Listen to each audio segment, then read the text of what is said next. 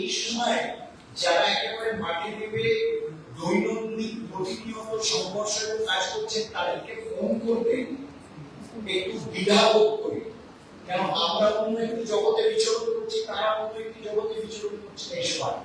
এবং আমি এক সময় সেই জগতে বিচরণ করেছি বলে জানি কি ধরনের পাথর, কি ধরনের ইট, কি ধরনের বোঝা বইতে হয় এই সময়।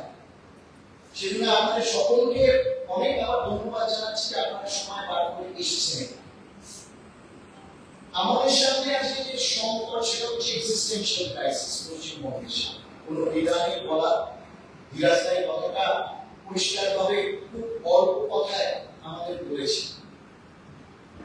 এবং 1947 সালে পশ্চিমবঙ্গের সামনে যে ধরনের সংকট ছিল অবিভক্ত বাংলার সামনে, এবং বাঙালি হিন্দুর সেই সময় বর্তমান এবং ভবিষ্যতের সামনে যে ধরনের সংকট ছিল, ঠিক সেই ধরনের সংকট দেখা দিয়েছে আজকে পশ্চিমবঙ্গের সামনে, বাঙালি হিন্দুর সামনে। এবং পশ্চিমবঙ্গের যে একটি ঐতিহাসিক কারণ ছিল পশ্চিমবঙ্গ গঠন করা, একটি ঐতিহাসিক উদ্দেশ্য ছিল পশ্চিমবঙ্গ গঠন করা, as a Bengali Hindu homeland। অনেকে প্রশ্ন করেন, তারা প্রশ্ন করেন, আপনারা বুঝতে পারবেন বা জানেন যে আপনারা প্রশ্ন করেন যে বেঙ্গলি হিন্দু হোমল্যান্ড কি স্ট্যাটিউটে লেখা আছে, সংবিধানে লেখা আছে? সংবিধানে অনেক কিছু লেখা আছে, অনেক কিছু লেখা নেই, কিন্তু বাঙালি হিন্দু প্রাণে, তার মনে, তার চেতনায় 47 সালে পশ্চিমবঙ্গ গঠন হয়েছিল। কেন হয়েছিল, কিসের জন্য হয়েছিল, কয়েক দশক ধরে গেঁথেছিল এই কথা। এই কয়েক দশক ধরে যখন গেঁথেছিল এই কথা, কয়েক দশক ধরে আপ্রাণ চেষ্টা হয়েছিল যে এই ইতিহাসকে মিটিয়ে দেওয়া, এই ইতিহাসকে ভুলিয়ে দেওয়া। এবং সেই জন্য আজকে এক সংখ্যক মানুষ বলেন পশ্চিমবঙ্গের নাম বলতে দিলে বঙ্গ, বঙ্গপ্রদেশ বা বাংলা করে দিলে উন্নতি হয়ে যাবে, উন্নয়ন হয়ে যাবে। Change West Bengal to Bengal, because we are West Bengal. আমরা WE আমাদের নাম শুরু হয় বলে কিছু সংখ্যক মানুষ বলে যে আমরা সবসময় শেষে রয়েছি, তলানিতে রয়েছি, উন্নয়ন হচ্ছে না। ওই যে W কে সরিয়ে বেঙ্গল করে দিই, একটা উন্নয়নের গোড়া, বন্যা, জলস্রোত বই। এই যে নাম বদলানোর পেছনে একটি গভীর অভিসন্ধি রয়েছে, একটি খুব সুপরিকল্পিত উদ্দেশ্য রয়েছে। সেই উদ্দেশ্য হলো যে বঙ্গ, অবিভক্ত বাংলা থেকে কেন পশ্চিমবঙ্গ হলো, কাদের জন্য পশ্চিমবঙ্গ গঠিত হলো, কেন হলো, সেই ইতিহাসকে ভুলিয়ে দেওয়ার চেষ্টা। এই পরিস্থিতির মধ্যে কিন্তু আমরা যখন বাংলার অতীত ইতিহাস দেখছি, পশ্চিমবঙ্গে যখন ইতিহাস অতীত দেখছি, বর্তমান দেখছি, আমরা কিন্তু দাঁড়িয়ে রয়েছি এই বিশাল একটি চ্যালেঞ্জের সামনে। আমি দুটো উদাহরণ এখানে দিতে চাই। এখানে দুটো উদাহরণ এই কারণে দেব যে আমরা কি ধরনের চ্যালেঞ্জ, কি ধরনের মানসিকতার সম্মুখীন হয়েছি। দুটো উদাহরণ কেবলমাত্র আপনাদের দেখব। এই যে এবং এখানে যে বই, একটি পুস্তিকা আমরা বিগত এক মাস ধরে সারা রাজ্য জুড়ে বিভিন্ন সভা হচ্ছে, পুস্তিকাকে কেন্দ্র করে। অনেকে কিছু লোকের মনে হচ্ছে যে এই মৌসুমে একটি পুস্তিকা কি হোক, কিন্তু আমরা যারা বিচারধারা দ্বারা চালিত, আমরা জানি যে সব রকমের অ্যাপ্রোচে একটি স্থান রয়েছে। বিশেষ করে যখন আমরা একটি যুদ্ধকালীন পরিস্থিতিতে রয়েছি, সবাই সকলে তাদের মতন করে তাদের নিজ কর্মক্ষেত্রে নিজ দক্ষতার মাধ্যমে আমাদের এই যুদ্ধকালীন পরিস্থিতির সম্মুখীন হতে হবে। আমরা এখানে ধরুন উত্তরবঙ্গে এবং নদিয়া জেলা, এবং আমরা মাঝে মাঝে একটা কথা শুনছি যে অনুপ্রবেশ হচ্ছে, এবং অনুপ্রবেশ যে হচ্ছে, অবৈধ অনুপ্রবেশ হচ্ছে, তার দায়ী হচ্ছে কেন্দ্র। কেননা কেন্দ্র দায়িত্ব হচ্ছে সীমান্তবর্তী এলাকাগুলোকে সুরক্ষিত করা। এবং আমাদেরকে বলা হচ্ছে যে কাঁটা তার, বেড়া তার লাগানোর যে প্রক্রিয়া, এই প্রক্রিয়া কেবলমাত্র দায়িত্ব হচ্ছে কেন্দ্রের, কিন্তু আমরা জানি সত্যটা হচ্ছে এই দায়িত্ব হচ্ছে যৌথ। It is a collective responsibility between the center and the state. কিন্তু কি অদ্ভুত পরিস্থিতি, আমাদের এই প্রাক্তন লেফটেন্যান্ট জেনারেল সুব্রত শাহ তিনি একটি কেস করেছেন, মামলা করেছেন, এবং সেখানে একটি অদ্ভুত পরিস্থিতি সামনে উঠে এলো, যে পরিস্থিতি সচরাচর আমরা জানি না, আমাদের বলা হচ্ছে না, আপনারা সবাই জানেন, কিন্তু সাধারণ মানুষ জানে।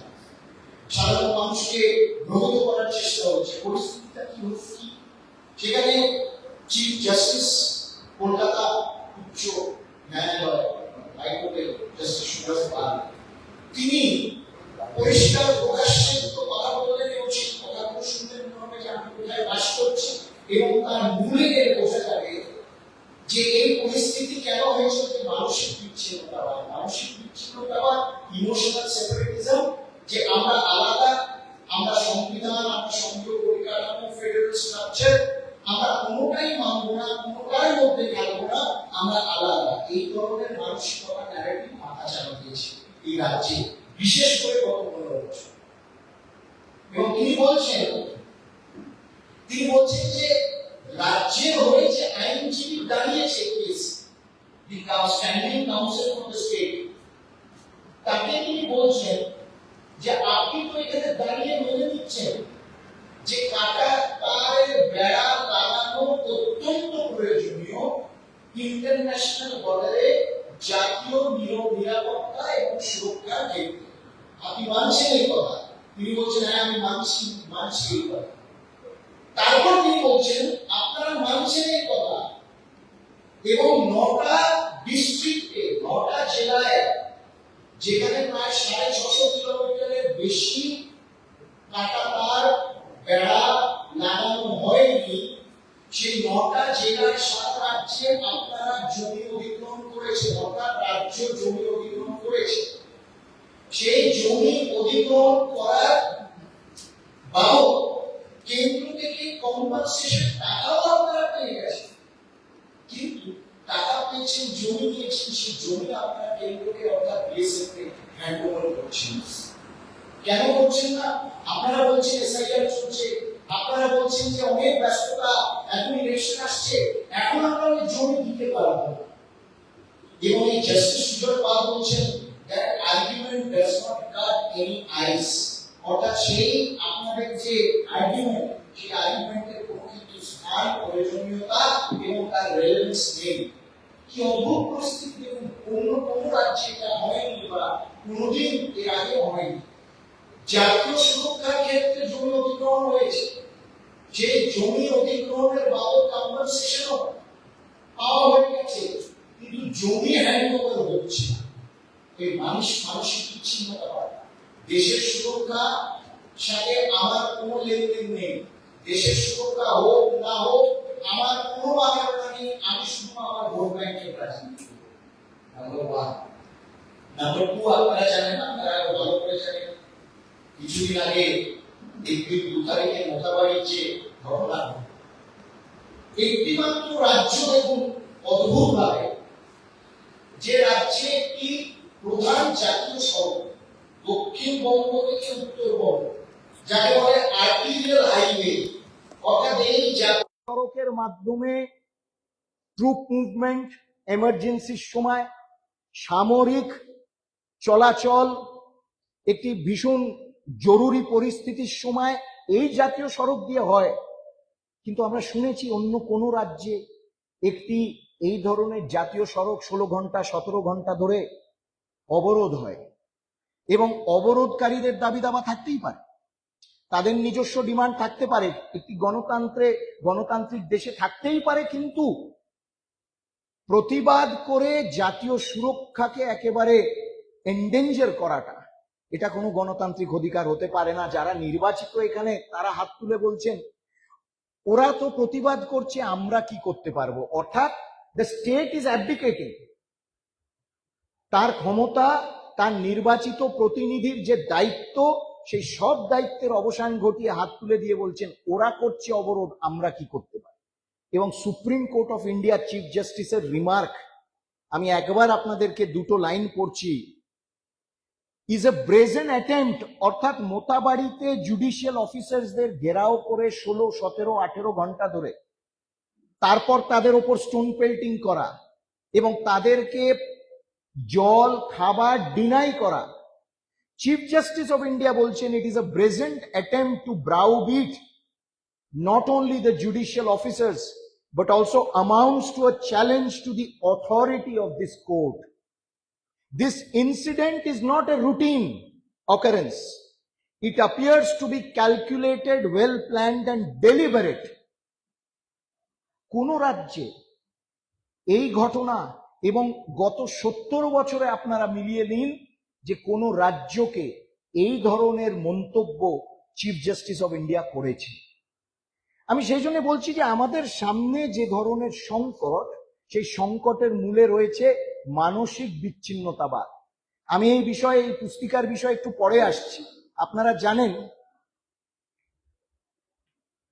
শ্যামাপ্রসাদ মুখোপাধ্যায় জলপাইগুড়িতে অনেকবার এসছে এবং বিশেষ করে 1943 সালে যখন 50-এর মন্বন্তর চলছে সেই সময় তিনি অনেকবার এসছেন এবং এইখানে সেই সময় হিন্দু মহাসভা যে রিলিফ সেন্টার খুলেছিল সারা বঙ্গ জুড়ে, সেই রিলিফ সেন্টার জলপাইগুড়ি এবং ডুয়ার্সেও সেই হিন্দু মহাসভা তার নেতৃত্বে রিলিফ সেন্টার খুলেছে এবং পরবর্তীকালে যখন দেশভাগ এবং পশ্চিমবঙ্গ গঠনেরও কথা উঠল তখনও তিনি একাধিকবার জলপাইগুড়িতে এসেছিলেন।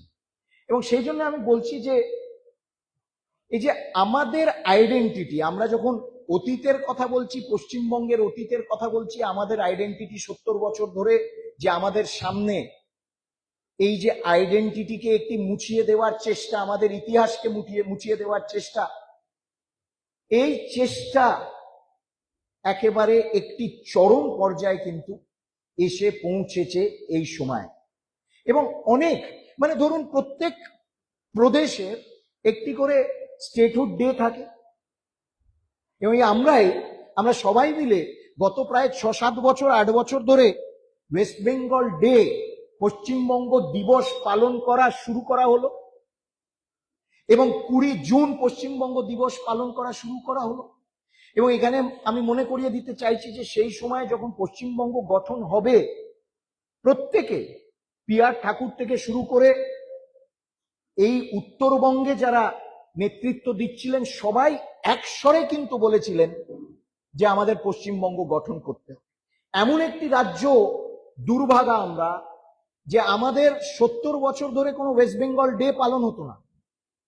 গত 7-8 বছর ধরে যখন পশ্চিমবঙ্গ দিবস পালন করা শুরু হলো 20 জুন, তখন হঠাৎ করে 2 বছর আগে ঠিক করা হলো যে 1 বৈশাখ হবে পশ্চিমবঙ্গের, মানে পশ্চিমবঙ্গ দিবস 1 বৈশাখে হবে এবং তার জন্য একটি গান হবে। 20 জুন পশ্চিমবঙ্গ দিবস পালন করাকে বিরোধিতা করা হলো পশ্চিমবঙ্গে। সেজন্য আমাদের ইতিহাসে অতীতে একটি কথা মনে রাখা এখন, এবং সেই কথাটা পার্কুলেট করা যে আমাদের মূল উদ্দেশ্য কি ছিল পশ্চিমবঙ্গ গঠনে, সেই মূল উদ্দেশ্যকে আমাদের মনে রাখতে হবে, আগামী প্রজন্মকে তুলে ধরতে হবে। তার জন্য এমন একটি আবহাওয়া, এমন একটি মুক্ত আবহাওয়া আমাদের দরকার যেখানে খোলাখুলি এই কথাগুলো শেখানো যাবে, যেখানে ক্ষুদিরাম বসুকে এখনো টেক্সট বুকে উগ্রপন্থী বলা হবে না, তাকে স্বাধীনতা সংগ্রামী বলা হবে, আমরা লিখেছি। এবং যেখানে পাঠ্যপুস্তকে এই কথাগুলো বলা হবে, নথিভুক্ত করা হবে। আমরা যখন পশ্চিমবঙ্গের বর্তমানের কথা বলছি, জয়ন্তদা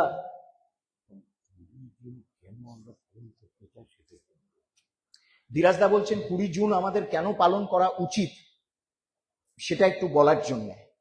আমার মনে হয় যে এটা সুবিদিত যে সেই দিনকে ভোটাভুটি হয়েছিল, এবং আমি বলতে আরম্ভ করলে মনে হয় এই কথাটাও বলি, অন্য কথাগুলোও বলি। ভোটাভুটি হয়েছিল সেদিনকে বেঙ্গল লেজিসলেটিভ অ্যাসেম্বলিতে, আপনারা জানেন।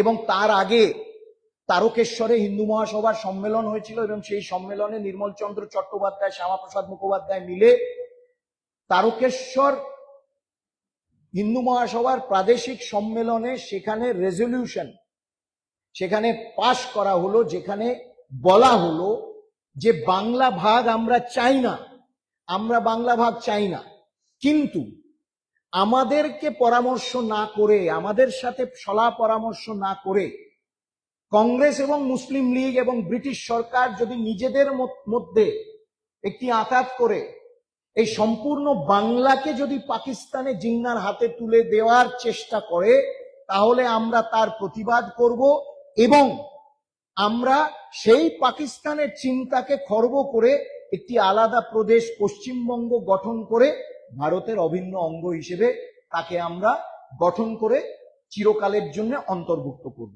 এটা ছিল মূল কথা। 20 জুন ভোটাভুটি হলো, সেখানে কমিউনিস্ট পার্টি অফ ইন্ডিয়ার সদস্যরাও ভোটাভুটি করলেন এবং তারা বিধান পরিষদের ভেতরে ভোটাভুটি করলেন পশ্চিমবঙ্গ গঠনের পক্ষে। বাইরে এসে তারা স্লোগান দিলেন বাংলা ভাগ করলো কে, শ্যামাপ্রসাদ আভারকে। এবং এই কমিউনিস্টরা চেয়েছিল যে, তারাও বলছে যে আমরা বাংলা ভাগ চাই না, কিন্তু আমরা চাই যে সম্পূর্ণ বাংলা চলে যাক পাকিস্তানে। এবং শ্যামাপ্রসাদ বলছেন আমরাও বাংলা ভাগ চাই না, কিন্তু আমরা বাংলা ভাগের দাবি তখন করব যদি সম্পূর্ণ বাংলাকে পাকিস্তানে দেওয়া হয় এবং বাঙালি হিন্দু উদ্বাস্তু হওয়ার একটি পরিকল্পনা যদি করা হয়, আমরা বিরোধিতা করব। তারকেশ্বর হিন্দু মহাসভার সভার পর শ্যামাপ্রসাদ বাবু একটি রেজলিউশন, তখন একটি প্রতিবেদন দিয়েছিলেন এবং সেই প্রতিবেদনে পরিষ্কারভাবে লিখছেন কেন, বলছেন যে আমরা আমাদের ভবিষ্যৎ, আমাদের আর্থিক, সামাজিক, সাংস্কৃতিক স্বাধীনতা এবং আমাদের ভবিষ্যৎ আমরা অক্ষুণ্ণ রাখতে চাই এবং সেই জন্য আমাদের একটি আলাদা ভূখণ্ড দরকার এবং সেই ভূখণ্ড ভারতের অন্তর্ভুক্ত হবে। এবং সেই জন্য 20 জুন আমাদের কাছে একটি, আশা করা যাক আর কিছুদিনের মধ্যে 20 জুন একেবারে বিশাল আড়ম্বরে পালন হবে এবং সারা রাজ্যে পালন হবে, কাউকে কৈফিয়ত দিতে হবে না। এবং কেন 20 জুন বাঙালি হিন্দুর পক্ষে একটি একেবারে বলা যেতে পারে is a day for liberation for Bengali Hindus, এই কথা যাতে আমরা মুক্ত কণ্ঠে বলতে পারি, সেই জন্যই তো সংগ্রাম। এবং সেই সংকট হচ্ছে যে আমাদের এই কথা বলার অধিকারকে সম্পূর্ণভাবে একেবারে কুচলে দেওয়ার যে পরিকল্পনা চলছে, এই পরিকল্পনা এখন আমাদের সামনে মাথা চাড়া দিয়েছে। এবং সেই জন্য বলছি 47-এ যা পরিস্থিতি ছিল এখনো তাই সেই পরিস্থিতি। আমরা বর্তমানের কথা, ঠিক আছে না ধীরাজ দা, এবার বর্তমানের কথা আপনারা ভেবে দেখুন। আবার আমি যদি শ্যামাপ্রসাদ বাবুকে ধরেই কথাটা বলি, যে সেই সময় আপনাদের কারুর অজানা নেই যে প্রথম একটি বিশাল কেন্দ্রীয় প্রকল্প পশ্চিমবঙ্গে স্বাধীনতার বছর খানেকের পর যে এলো, চিত্তরঞ্জন লোকোমোটিভ ফ্যাক্টরি। এবং আজকের দিনে দাঁড়িয়েও সেই চিত্তরঞ্জন লোকোমোটিভ ফ্যাক্টরি 743টা লোকোমোটিভ এক বছরের মধ্যে 2024 এবং 25-এর মধ্যে প্রডিউস করে it continues to hold the record of being the highest producer of Indian locomotives made in an Indian factory. তার ভিত্তি স্থাপন করেছিলেন ডক্টর শ্যামাপ্রসাদ মুখোপাধ্যায় এবং তার সহযোগিতা করেছিলেন ডক্টর BC রায়, ভুলে গেলে চলবে না। এবং দেখুন কি একটা অদ্ভুত, দুজন কিন্তু রাজনীতিক দিক থেকে দু মেরুতে, কিন্তু সেই সময় একটা বেসিক সৌজন্য ছিল। কিন্তু যখন শ্যামাপ্রসাদ বাবুর মরদেহ এলো ভবানীপুরের বাড়িতে, যোগমায়া দেবী তখন বিধান রায়কে বলেছিলেন যে বিধান, তুমি থাকতে আমার শ্যামা বিনা চিকিৎসায়, ভুল চিকিৎসায় কি করে মারা গেল শ্রীনগর। একটা মানে আবেগের কথা, একটা বেসিক সৌজন্য ছিল। এবং এদের দুজনের মধ্যে অজস্র অনেক মানুষ এইরকম যারা বলা যেতে পারে খাঁটি বাঙালি, বাঙালি সত্তা, তারা বাঙালি সাংস্কৃতিক জীবনে, বাঙালি সাংস্কৃতিক চেতনা, বাঙালি সামাজিক চেতনা গঠনে তাদের অবদান একেবারে কিংবদন্তি অবদান তারা করেছিলেন। এরা সকলে, মানে আমি অনেকের নাম নিতে পারি, কিন্তু তাদের মধ্যে একটি জাতীয় সত্তাও ছিল। তারা খাঁটি বাঙালি, তাদের ভারত বোধ, তাদের ভারতীয়তা, তাদের ভারতের জন্য কি উপকার, ভারতের জন্য কোনটা ভালো কোনটা অনুপকার, সেটা তাদের অ্যাকশনে, তাদের চিন্তা ভাবনায়, তাদের চেতনায় সম্পূর্ণভাবে সমাহিত ছিল। অর্থাৎ তাদের বাঙালি সত্তা এবং ভারতীয় সত্তার মধ্যে কিন্তু কোনো সংঘাত ছিল না। এবং সেই জন্যে প্রদেশের যেটা ভালো তারা সেটা করতে পেরেছিল, এবং বাঙালির যেটা ভালো তারা সেটা তুলে ধরতে পেরেছিল জাতীয় স্তরে, এবং দেশের যেটা ভালো তারা সেই দেশের ভালোর সাথে বাঙালির ভালোকে, পশ্চিমবঙ্গের ভালোকে তারা কিন্তু জুড়ে দিতে পেরেছে। কিন্তু এখন বর্তমানের কথা বললে ঠিক তার একটি উল্টো আমরা দেখছি, যে জিনিস কোনোদিন আমাদের মানসিকতায় ছিল না, একটি গণতান্ত্রিক পার্লামেন্টারি ডেমোক্রেসি যাকে বলে, মানে সংসদীয় গণতন্ত্রে আমি হেরে গেলে বাংলা হারবে, আমি জিতলে বাংলা জিতবে, আমি হেরে গেলে আমি জিতলে দিল্লি জব্দ হবে। এ তো আমাদের পরিষদীয় গণতন্ত্রের, পরিষদীয় গণতান্ত্রিক রাজনীতিতে এই কথা হতেই পারে না। আমরা তো একটি সংবিধানের অন্তর্ভুক্ত। এ কথা কিভাবে আমাদের মনে আসে এ কথা? নমস্কার। এই কিন্তু কোনোদিন বাঙালির সত্তাতে এই জিনিস ছিল না। এই জিনিস ঢুকিয়ে দেওয়ার চেষ্টা হচ্ছে, ওই যে বিচ্ছিন্নতাবাদ, মানসিক বিচ্ছিন্নতাবাদ। এবং সেই জন্য আমরা বলছি যে 50 বছর আগে, 5 দশক আগে West Bengal was in the main stream of India, এবং মেন স্ট্রিম থেকে আমরা মার্জিনে চলে গেছি। মোদিজি বারবার বলছেন দের ইজ নো কনফ্লিক্ট। একটা ওনার সুন্দর কথা, ওনার একটা খুব সুন্দর কথা, এবং সেটা হচ্ছে বলছেন যে regional growth equals national strength. আমরা আমাদের আঞ্চলিক উন্নয়ন, অঞ্চলের উন্নয়ন চাই, আমাদের রাজ্যের উন্নয়ন চাই, প্রদেশের উন্নয়ন চাই, এবং তার সাথে সাথে আমরা আমাদের দেশের উন্নয়ন চাই, ন্যাশনাল গ্রোথ। কোনো সংঘাত নেই। কিন্তু শ্যামাপ্রসাদ বাবুর সব ভাষণে আপনারা দেখুন, আমি কালকে আরামবাগে এই সভায় আমি সেই, আমার তো মুখস্থ নেই, আমি জানলে আমি সেটাও নিয়ে আসতাম আমার সাথে। আশুতোষ বাবুর লেখায় দেখুন, শ্যামাপ্রসাদ বাবুর লেখায় দেখুন, রাধাকুমুদ মুখোপাধ্যায়, সুনীতি চট্টোপাধ্যায়, যারা এই দেশের কিংবদন্তি চিন্তাবিদ, প্রশাসক বা নির্বাচিত প্রতিনিধি ছিলেন এই বাংলার থেকে, এক সময় তাদের লেখায়, তাদের ভাষণে, তাদের চিন্তা ভাবনায় দেখবেন তারা বারে বারে কিন্তু এই কথা বলছে, there is no conflict between regional aspiration and national growth. আজকে পশ্চিমবঙ্গে আমরা ঠিক তার উল্টোটা দেখছি। কন্টিনিউয়াসলি একটি কনফ্লিক্ট তৈরি করার চেষ্টা হচ্ছে, এবং সেইখানেই আমরা বলছি। এবং উদাহরণ, আমি দুটো উদাহরণ আপনাদেরকে দিই। ধরুন এই যে নারী শক্তি ও বন্ধন অধিনিয়ম পাস হলো না, কিন্তু অদ্ভুতভাবে ভাবতে পারেন যে এই পশ্চিমবঙ্গ থেকে যারা বিরোধ করলো তারা নিজেদেরকে বাঙালি, বাংলার অস্মিতার কথা বলে, বাংলার গর্বের কথা বলে, কিন্তু এই পশ্চিমবঙ্গে প্রথম, পশ্চিমবঙ্গ না, তখন তো অবিভক্ত বাংলা, সারা ভারতবর্ষে প্রথম মহিলা ডাক্তার ডক্টর কাদম্বিনী গাঙ্গুলি। এই পশ্চিমবঙ্গের, এই বাংলার মাটি, বাংলার কন্যা তিনি। বিভা চৌধুরী, যার কথা আমরা এই বইতে উল্লেখ করেছি, ফিজিসিস্ট, পার্টিকেল ফিজিসিস্ট, অর্থাৎ 50-এর দশকে সারা পৃথিবীতে হয়তো মুষ্টিমেয় কয়েকজন মহিলা বৈজ্ঞানিক ছিলেন, মহিলা সায়েন্টিস্ট, ফিজিসিস্ট ছিলেন। এই বিভা চৌধুরী, বাংলার মেয়ে, বাংলার কন্যা, বিদেশে গিয়ে গবেষণা করেছেন, কিংবদন্তি বৈজ্ঞানিকদের সাথে গবেষণা করেছেন। ম্যানচেস্টার হেরাল্ড তার ইন্টারভিউ নিচ্ছে যখন 50-এর দশকে, ইন্টারভিউ নিয়ে ম্যানচেস্টার হেরাল্ড বলছে যে we wish there were more women scientist, physicist in the world, এবং তিনি তার মধ্যে একজন অন্যতম। পরবর্তীকালে সাহা ইনস্টিটিউট অফ নিউক্লিয়ার ফিজিক্সে এসে তিনি ফিজিক্স পড়াতেন, গবেষণা করতেন, এবং সেই সাহা ইনস্টিটিউট অফ নিউক্লিয়ার ফিজিক্সের ভিত্তি স্থাপন করেছিলেন ডক্টর শ্যামাপ্রসাদ মুখার্জি। এই বিভা চৌধুরীর কোনো উল্লেখ ছিল না।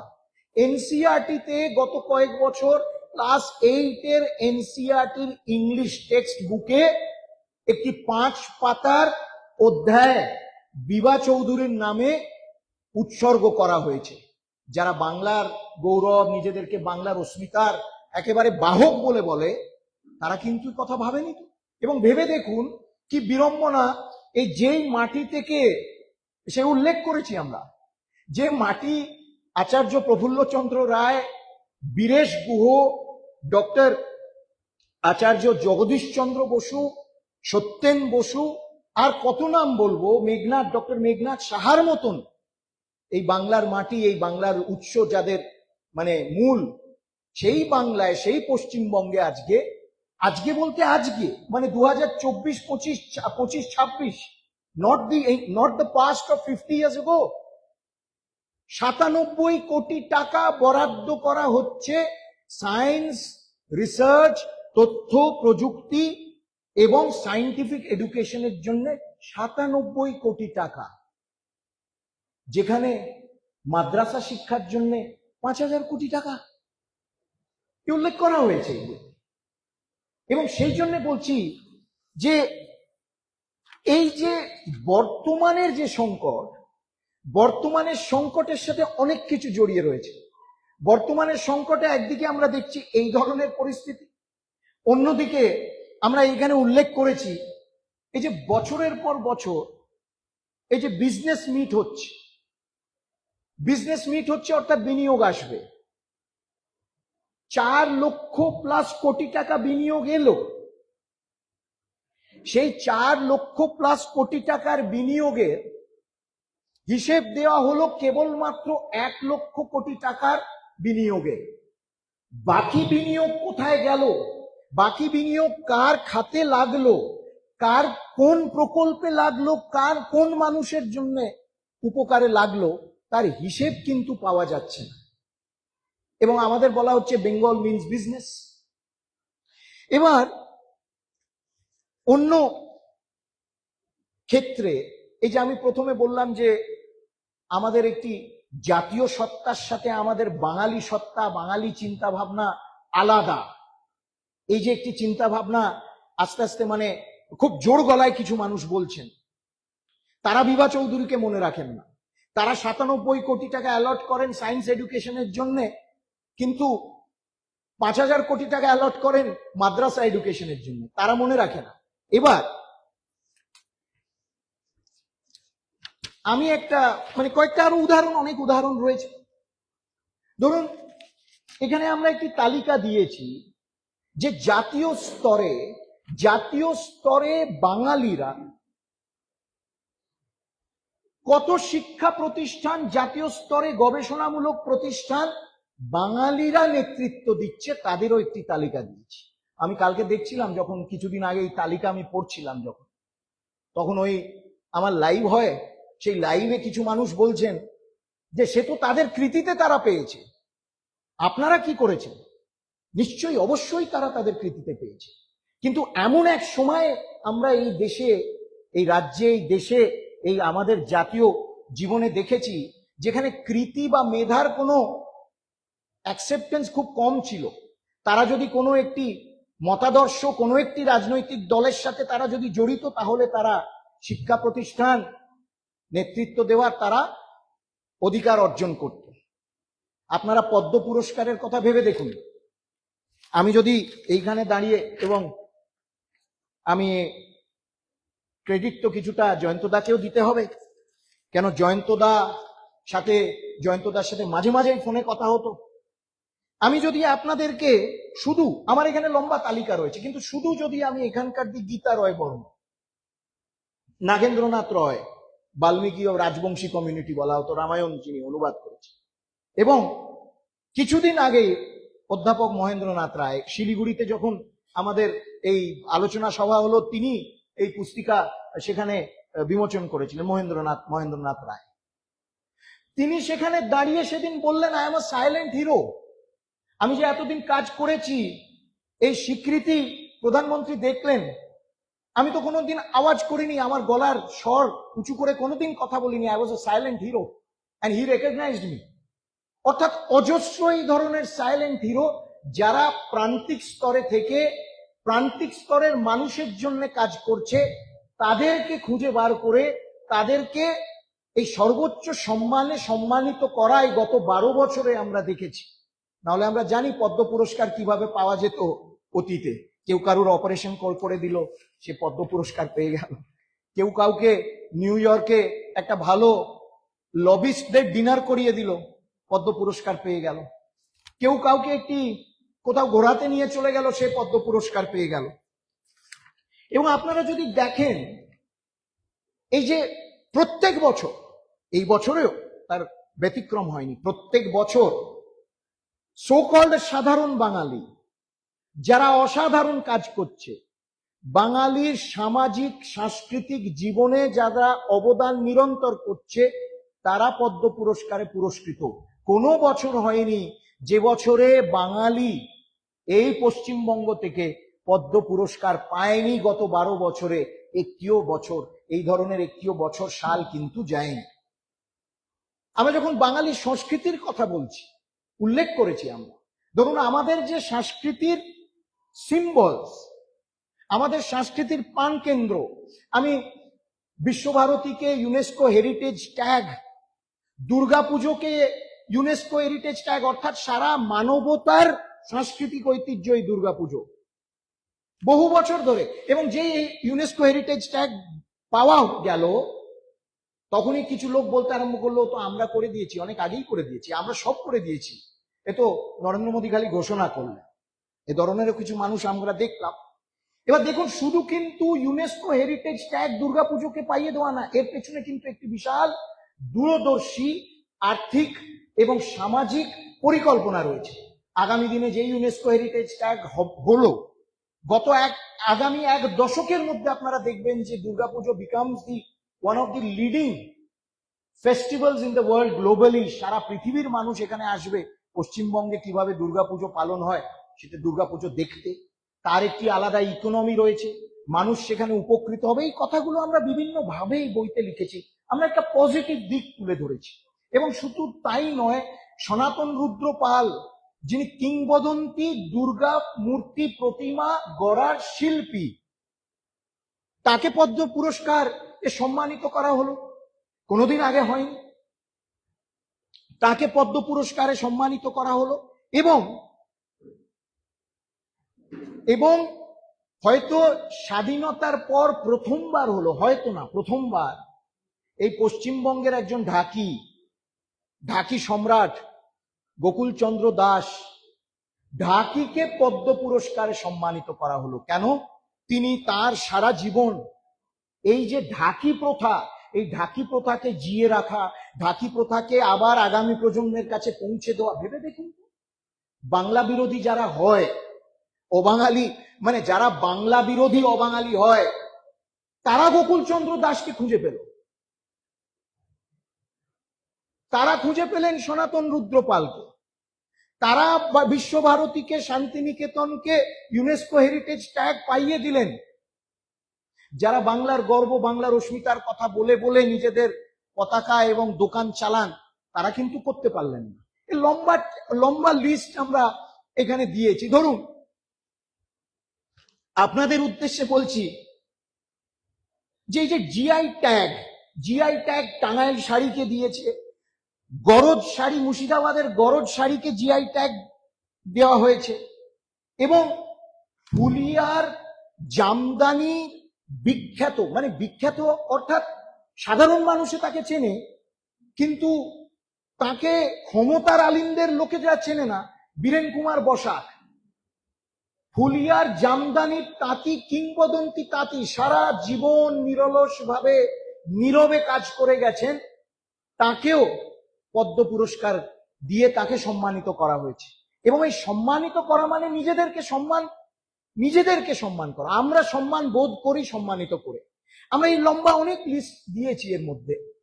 এবং এখানে স্বাস্থ্যের কি অবস্থা, এবং এখানে পরিকাঠামোর কি অবস্থা, এখানে শিক্ষাক্ষেত্রের কি অবস্থা। 8000+ স্কুল বন্ধ হয়ে গেছে পশ্চিমবঙ্গে, প্রাইমারি এবং সেকেন্ডারি। 17% নারী শক্তি বন্ধন অধিনিয়মের তারা বিরোধিতা করে, কিন্তু 17% ড্রপ আউট রেট, 17% মেয়ে স্টুডেন্টসদের মধ্যে, 17% drop out rate amongst girl students এই পশ্চিমবঙ্গে 2024, 25, 26, 26। এর কোনো সুরাহা, এর কোনো কিন্তু সলিউশন তারা দিতে পারছে না। কিন্তু তার সাথে সাথে আমি এই যে আপনাদেরকে এই কথাগুলো বললাম, তার সাথে সাথে আমরা একটা পজিটিভ দিকও দিয়েছি, যে গত 12 বছরে পশ্চিমবঙ্গের জন্য প্রধানমন্ত্রী নরেন্দ্র মোদী কি করতে পেরেছেন, সেই জন্য আমরা বলছি বেঙ্গল ম্যাটার্স। বাংলার প্রগতি বিভিন্ন খাতে, বিভিন্ন স্তরে, শিক্ষা, স্বাস্থ্য, পাবলিক হেলথ এবং একেবারে গ্রাসরুট স্তরে যে হেলথের পরিকাঠামো, সেই জন্যে রাজ্যের পরিকাঠামো কিভাবে ঢেলে সাজানো হচ্ছে, কেন হচ্ছে, সেই পরিসংখ্যানও আমরা দিয়েছি। এবং এখানে আমরা পরিষ্কারভাবে বলছি, ভবিষ্যতের যে কথা, অতীত হয়ে গেছে, বর্তমান, এবার ভবিষ্যৎ। ভবিষ্যতের কথা যখন আমরা বলছি, তার প্রথম কথা হলো পরিবর্তন। এবং পরিবর্তন হওয়ার এই কারণে অতীব জরুরি হয়ে দাঁড়িয়েছে। পরিবর্তন যতক্ষণ না হচ্ছে, ওই মার্জিন থেকে মেইন স্ট্রিম আমরা আবার পশ্চিমবঙ্গকে আনতে পারবো না।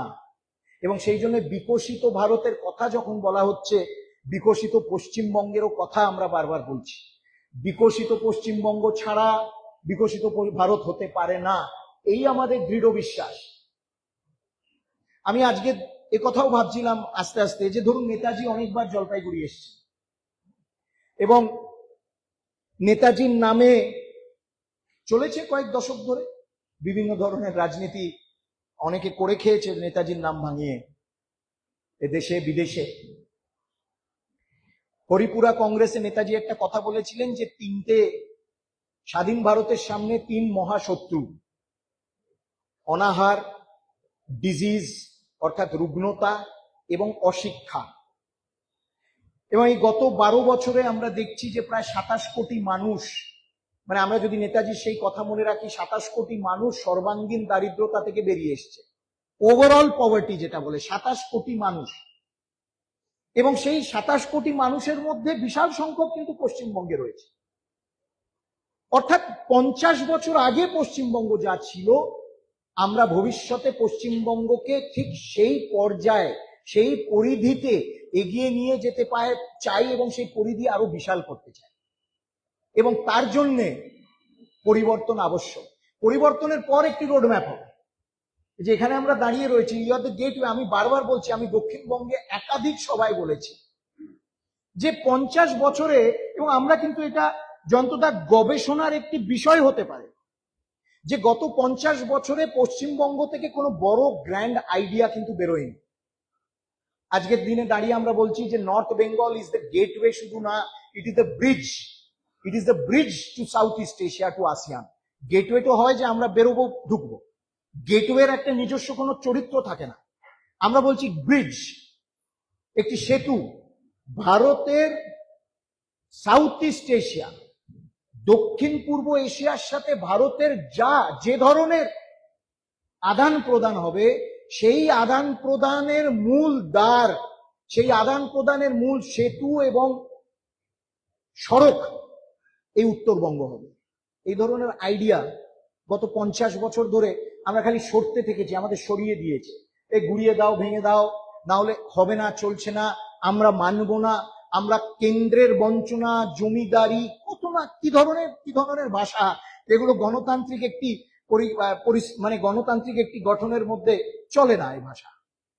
এই গ্র্যান্ড আইডিয়াস গুলোকে আমাদের ফিরিয়ে আনতে হবে। কিন্তু এবং আপনারা দেখবেন যে এই যে পূর্বোদয়ের কথা মোদিজি বারবার বলছেন, অর্থাৎ পূর্ব ভারতের উদয়, গত কয়েক বছর ধরে, গতকাল একজন খুব সুন্দর বললেন যে গত কয়েক বছর ধরে শুধু ওয়েস্টার্ন ইন্ডিয়া, সেই ওয়েস্টার্ন ইন্ডিয়ার বিকাশ হয়েছে, মহারাষ্ট্র হয়েছে, বম্বে হয়েছে, গুজরাট হয়েছে। যারা 50 বছর ধরে রাজত্ব করেছে, এই প্রশ্ন আমাদের তাদের করা উচিত যে কেন হলো, পূর্ব ভারতকে কেন নেগলেক্ট করা হলো। এবং অপার সম্ভাবনা এই পূর্ব ভারতে। মোদিজি বলছেন পূর্বোদয়ের কথা বলছেন, পূর্বোদয়, এবং সেই পূর্বোদয় নেতৃত্ব পশ্চিমবঙ্গ দেবে। পূর্বোদয়ে উত্তর পূর্ব ভারত এবং পূর্ব ভারতের দ্বারা কিন্তু নেতৃত্ব পশ্চিমবঙ্গ দেবে। এই ধরনের অনেক কথা, যে কথাগুলো বাস্তবায়িত তখনই করা যাবে যখন পরিবর্তন আসে। এবং পরিবর্তন আনার জন্য প্রথম সেই মনে রাখতে হবে যে আমাদের অস্তিত্ব বিপন্ন। এবং এই ভূখণ্ডে আমরা মাথা উঁচু করে, সবাই থাকবে, বাঙালি হিন্দু হোমল্যান্ড বলতে কি অন্যরা থাকবে না? নিশ্চয়ই থাকবে, সবাই থাকবে, কিন্তু তাদেরকে এই সংবিধান মানতে হবে এবং তাদেরকে ইতিহাস মানতে হবে। পশ্চিমবঙ্গের গঠন কেন হয়েছিল, সেই ইতিহাসকে আমরা নিজেদের সংরক্ষিত করা, আমাদের বর্তমানে অনেক আমরা পরিসংখ্যান এখানে দিয়েছি, উত্তরবঙ্গেও কি ধরনের পরিকাঠামো বিস্তার হচ্ছে এবং এমন ধরনের পরিকাঠামো উত্তরবঙ্গের এই ভূখণ্ডে সাজানো হয়েছে গত 12 বছর ধরে, কানেক্টিভিটি, ইনফ্রাস্ট্রাকচার, ট্রান্সপোর্ট থেকে শুরু করে কিন্তু আগামী 2 দশকের পরিকল্পনা হচ্ছে যাতে এই দেশের এই ভূখণ্ড একেবারে সুদৃঢ়ভাবে, নিবিড়ভাবে যাতে কানেক্টেড হয় দেশের অন্য প্রান্তের সাথে। এই ভূখণ্ডের মাধ্যমে কিন্তু আন্তর্জাতিক বাণিজ্য, আন্তর্জাতিক আদান প্রদান ভারতবর্ষ করতে পারে, তার ব্যবস্থা হচ্ছে। এবং সেই জন্য এই মুহূর্ত, এই সময় আমরা যেমন পশ্চিমবঙ্গের অতীতের দিকেও তাকিয়ে থাকব, আমরা বর্তমানের সংকটকে চিহ্নিত করে আমরা একটি ভবিষ্যতের রোডম্যাপ তৈরি করার আমাদের যে আস্পৃহা, আমাদের যে ইচ্ছে, সেই ইচ্ছেটা তখনই হতে পারে যখন পরিবর্তন আসে। এবং সেই পরিবর্তনের কথা আমরা এখানে উল্লেখ করেছি আমাদের এই বইতে। আর যেন পরিস্থিতি না হয় যে বন্দে মাতরমের 150 বছর পালন হচ্ছে এবং সবচেয়ে, যাকে বলা হয় সবচেয়ে ভোকাল অপোজিশন, আমরা শুনছি পশ্চিমবঙ্গের কিছু মানুষের থেকে, যারা এখানে ক্ষমতায় রয়েছে। অতীতে মুসলিম লীগ এই ধরনের অপোজিশন দেখিয়েছিল 1938 সালে। ঠিক সেই মানসিকতা, সেই বিরোধিতা আমরা দেখছি পশ্চিমবঙ্গের বর্তমানে কিছু সংখ্যক মানুষের কাছ থেকে। এই জিনিস যাতে আর না হয়, যাতে পশ্চিমবঙ্গে নির্বিঘ্নে খোলা মনে বন্দে মাতরমের 150 বছরও পালন করা যেতে পারে, সেই সুনিশ্চিত করা। এবং আগামী দিনেও যাতে আমাদের এই ঐতিহ্যের সাথে যে প্রাণকেন্দ্রগুলো জড়িত, বন্দে মাতরম, শ্রী অরবিন্দের সেই উত্তরপাড়ার জয়কৃষ্ণ লাইব্রেরি, যেখানে বলেছিলেন সনাতন ধর্ম is only hour only religion, for us সনাতন ধর্ম দ্যাট ইজ ন্যাশনালিজম। এই কথাটা শ্রী অরবিন্দ বলেছিলেন, আমাদের জন্য জাতীয়তাবাদ হচ্ছে সনাতন ধর্ম। সেই জয়কৃষ্ণ লাইব্রেরি ঢুকছে, একেবারে পরিত্যক্ত, first public library in Asia. এই ধরনের অনেক প্রাণকেন্দ্র, সাংস্কৃতিক প্রাণকেন্দ্রগুলোকে উজ্জীবিত করার যে পরিকল্পনায় সব সম্ভব। প্রথম ধাপ পরিবর্তন। আপনারা অনেক ধৈর্য ধরে শুনেছেন, আপনাদের অসংখ্য ধন্যবাদ।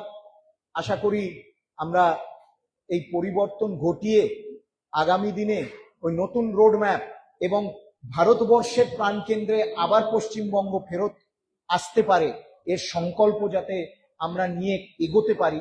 আপনাদের কাছে এই নিবেদন, আপনারা সবাই খুবই বিদগ্ধ, আপনাদের কাছে এই বিষয় অজানা নেই, কিন্তু এই বিষয়ে আমরা যাতে নিরন্তর বলে যেতে পারি তার এই প্রচেষ্টা, এবং আমরা সম্মিলিতভাবে যাতে করতে পারি, আপনাদের কাছে এই আবেদন। অসংখ্য ধন্যবাদ যে আপনারা সকলে এসেছেন এখানে এবং আপনারা সময় দিয়েছেন। আমি কৃতজ্ঞতা জানাচ্ছি আমাদের যারা আয়োজককে, এবং সকলে খুব কম সময়ের মধ্যে একত্রিত হতে পেরেছি। এটা হলো আমাদের এই পরিবর্তনের প্রতি আমাদের যে নিষ্ঠা এবং আমাদের যে সুদৃঢ় সংকল্প, তারই একটি লক্ষণ। নমস্কার।